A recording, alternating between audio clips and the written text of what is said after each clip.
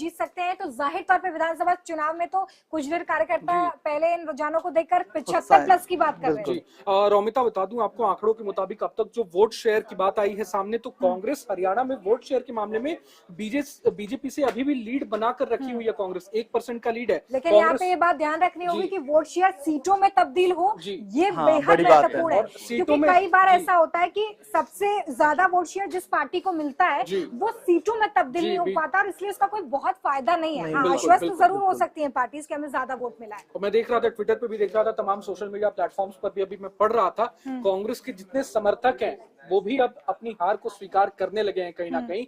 तो आप देख लें, कहीं ना कहीं लोकसभा चुनाव के बाद जिस तरह से कांग्रेस के ओवर कॉन्फिडेंस का जो ये जो हम बात कर रहे हैं कहीं ना कहीं कि आश्वस्त हो गई थी कि अब तो बीजेपी के खिलाफ सीएम फेस पर चर्चा होने लग गई थी कि चल गया है बीजेपी के खिलाफ, अब फायदा हमें मिलने ही लगेगा, तो उसको उल्टा पड़ गया कहीं ना कहीं। दलित पानी, अब ग्रामीण क्षेत्रों की बात कर रहे थे हम इससे पहले कि ग्रामीण क्षेत्रों में कांग्रेस कई सीटों पर आगे चल रही है, लेकिन पानीपत ग्रामीण सीट पर अब पीछे हो गई है। बिल्कुल ऐसी कई सीटें हैं। अगर आप यमुनानगर वाली बेल्ट देखें तो एग्जिट पोल में भी उस बेल्ट का बताया गया था कि बहुत ज्यादा कांग्रेस को वहां से वोट मिल रहा है, लेकिन ऐसा नहीं हुआ। अब यमुनानगर वाली बेल्ट जो है वहां पर बीजेपी के जितने भी उम्मीदवार है वो अब आगे चल रहे हैं। लेकिन हम ये नहीं कह सकते कि कांग्रेस में जिस तरीके से खींचतान चल रही थी, जैसा भी रोहन ने जिक्र किया कि वो सीएम फेस पर भी चर्चा कर रहे थे, लेकिन ये चर्चा बीजेपी में भी चलेगी, क्योंकि बीते दिनों वोट से पहले अनिल विज ने बिल्कुल, और अनिल विज उस रेस में खुद को सबसे आगे देख रहे हैं। कौन मुख्यमंत्री बनेगा, इस बात की चर्चा शुरू हो गई। लेकिन सबसे बड़ा पॉइंट यहाँ पर जो इस वक्त हम लगातार न्यूज नेशन पे ब्रेकिंग भी दे रहे हैं कि तीसरे नंबर पर पहुंच गई पार्टी, यानी कि आप उस फाइट में भी नहीं है कि आप बीजेपी के नीचे आ रहे हैं। बिल्कुल, यहाँ पर खासतौर पर हरियाणा में तमाम बड़े फेरबदल यहाँ पर दिखाई तो दे ही रहे हैं। साथ ही साथ बड़ी चीज ये भी थी कि जो अभी हम पानीपत बेल्ट की बात कर रहे थे, इसके अलावा हम देखें अहिरवाल में पूरी तरीके से बीजेपी ओबीसी वोट जो है बीजेपी के साथ ओबीसी वोट यही कंसोलिडेट हो गया ओबीसी वोटर्स। मैं जो लगातार मान रहा था कि जिस तरीके से बीजेपी ने फोकस किया है कास्ट पॉलिटिक्स पर, कांग्रेस मुद्दों पर खेल रही थी। मुद्दे चाहे फिर वो अग्निवीर का था, मुद्दे वहां पर पहलवानों के थे, अखाड़े के थे, किसानों के थे, लेकिन मुद्दों से ऊपर जो काम ग्राउंड पर कास्ट पॉलिटिक्स के हिसाब से जो भारतीय जनता पार्टी ने किया, उन्होंने ओबीसी फेस का मुख्यमंत्री दिया। उन्होंने लगातार अपने चुनाव में कहा कि भाई अगर सरकार आएगी तो ये फैक्टर इतने बड़े हो जाते हैं, कास्ट फैक्टर इतने बड़े हो जाते हैं कि लोग उन मुद्दों को भूल जाते हैं। मुझे लगता है कि हरियाणा एक ऐसा राज्य है जहां पर ये मुद्दे काफी हावी हैं। किसानों की अगर बात की जाए तो किसानों का मुद्दा देखिए पूरे देश भर में किसान है, रोजगार है, अग्निवीर योजना की अगर हम बात करें, जा रहा था कि विधानसभा चुनाव जब होंगे तो हरियाणा में बीजेपी को इसका खामियाजा भुगतना होगा, लेकिन आंकड़े इसके उलट है। लेकिन बीजेपी ने यही कोशिश करी चुनावों से 6-7 महीने पहले, और उन्होंने खट्टर साहब को हटा करके सैनी को फेस बना दिया, क्योंकि उनको वो वाला वोट बैंक चाहिए था। सैनी का जो बिरादरी समझी जाती थी कि बीजेपी से कहीं ना कहीं नाराज है, लेकिन वो नाराजगी हमने अभी भी देखी चुनाव प्रचार के दौरान, जब खट्टर साहब और सैनी साहब बोल रहे हैं कि सैनी वर्सेस 10 साल हुड्डा ने जो मेहनत की है वो यहाँ पर टकराव के बीच में विशाल की ये भी है कास्ट पॉलिटिक्स को लेकर कि लोगों में ये मैसेजिंग गई कि अगर कांग्रेस इतनी ज्यादा जिस तरीके से हुड्डा को दिया गया, दरअसल हुड्डा की जो सरकार रही है उसको लेकर ये है कि वहां पर कई सारे वीडियोस वायरल हुई कि भाई अगर हुड्डा की सरकार आ गई है, कांग्रेस की सरकार आ गई तो नौकरी पक्की है, और वो किस तरीके से थी वो बड़ा विवादित बयान था। तो वो एक चीज कहीं ना कहीं मुझे लगता है भारी पड़ी है कि भाई जाओ नेताजी के पास जाओ, नौकरी पक्की है। कई कांग्रेस के नेताओं ने खुले मंच पे कहा है कि मैं आपको 5000 नौकरियां मेरी विधानसभा से मैं लिख के दूंगा। तो ये चीज जो है भारतीय जनता पार्टी और कांग्रेस को भारी पड़ी है। मोहित, हिमाचल प्रदेश के इलेक्शन में हमने देखा था कांग्रेस ने ओपीएस का वादा किया था, हरियाणा में भी ओपीएस का वादा किया, लेकिन हिमाचल में वो वादा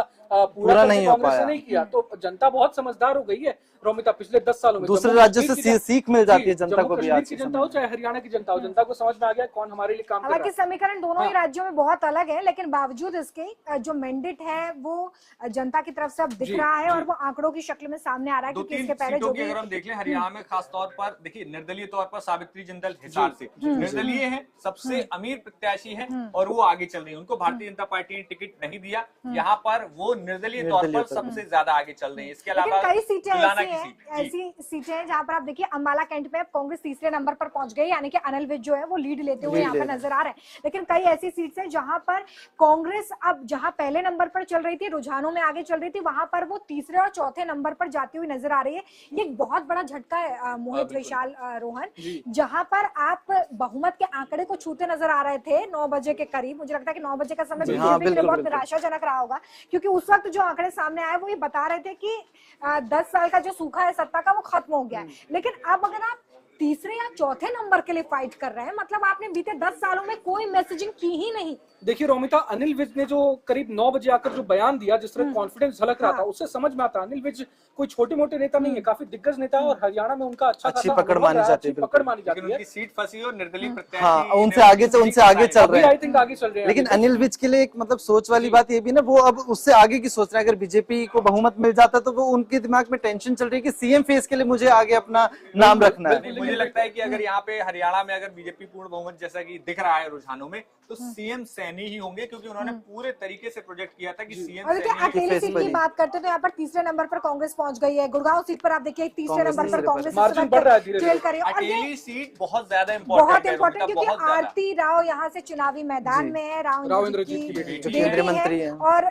एक बड़ा फैक्टर यहाँ पर काम करता है। बड़ी चीज जो पूरा वो जो बेल्ट है, हरिद्वार बेल्ट, वहां पर राव इंद्रजीत का काफी ज्यादा दबदबा माना कई जाता है, सारी सीटों पर प्रभाव रखते हैं, और उस पूरे बेल्ट में उनकी दावेदारी भी थोड़ी बहुत है। हालांकि देखिए केंद्र कैबिनेट में वो है, लेकिन अभी भी उनकी जो दावेदारी है वो यहाँ पे थोड़ी सी होती है। और अगर यहाँ से सीट निकल जाती है, अगर सीट निकल जाती है तो आपको लगता है कि थोड़ा बहुत इसका प्रभाव तो पड़ेगा। बिल्कुल पड़ेगा। जैसे एक होता है ना कि पूरा फतेह पूरा जहां जीत लिया, बस घर नहीं जीत पाए, तो वो हाल यहाँ पर जैसे उत्तराखंड में हुआ कि हमारी सरकार बन गई लेकिन मुख्यमंत्री अपनी सीट हार गए। यूपी में भी हमने देखा कि किस तरीके से केशव प्रसाद मौर्य जो है वो अपनी सीट हारे थे। तो इसी तरह का समीकरण होता है। देखिए बहुत सारे राज्यों में इस तरह का पैटर्न बीजेपी की तरफ से पेश किया गया है कि हारने के बाद भी मुख्यमंत्री के तौर पर वो बने रह सकते हैं। पुष्कर सिंह धामी इसका सबसे बड़ा एग्जाम्पल है।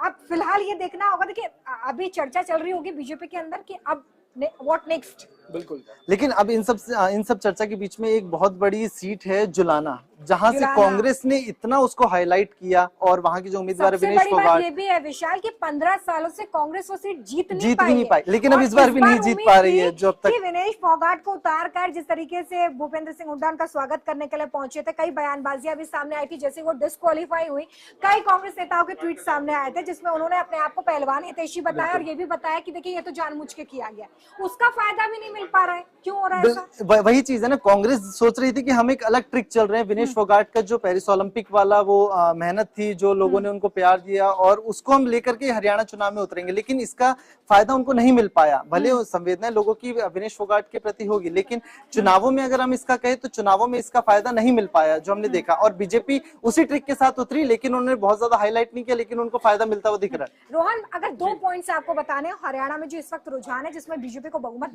मिलता नजर आ रहा है, 2 कौन से पॉइंट आप कंसिडर करेंगे जिसकी वजह से बीजेपी? देखिए रोमिता, मेरा मानना है बीजेपी ने जो अहम जो दांव चला वो मुझे लगता है किसानों को लेकर, जो किसान सम्मान निधि की किस्त में जो बढ़ोतरी को लेकर जो ऐलान किया गया 6,000 से 10,000 करने को लेकर वो, और पेंशन स्कीम जिससे बुजुर्गों को ही नहीं मिडिल क्लास हर तबके को फायदा पहुंचाने की कोशिश की गई, यूनिफाइड पेंशन स्कीम, वो सबसे अहम बीजेपी का कदम माना जा रहा है इस वक्त, जिसका हरियाणा में उसे फायदा। देखिए बड़ी अपडेट ये कि 1232 वोटों से इस वक्त अनिल विज पीछे चल रहे हैं, विनेश फोगाट भी अपनी सीट से जो है वो पीछे चल रहे हैं। गुरुग्राम सीट पर बीजेपी इस वक्त आगे चल रही है। इसके अलावा सीएम नायब सिंह सैनी 5430 वोटों से इस वक्त आगे चल रहे हैं। हालांकि मार्जिन ये थोड़ा बहुत ज्यादा लाडवा सीट से माना जा रहा है, लाडवा सीट से पीछे ना हो जाए, क्योंकि वो करनाल सीट से लड़ना चाहते थे, जहां से उपचुनाव में उन्होंने जीत दर्ज की थी। लेकिन इस वक्त उनके लिए अच्छी खबर है, लेकिन बाकी मंत्रियों के लिए अच्छी खबर नहीं है।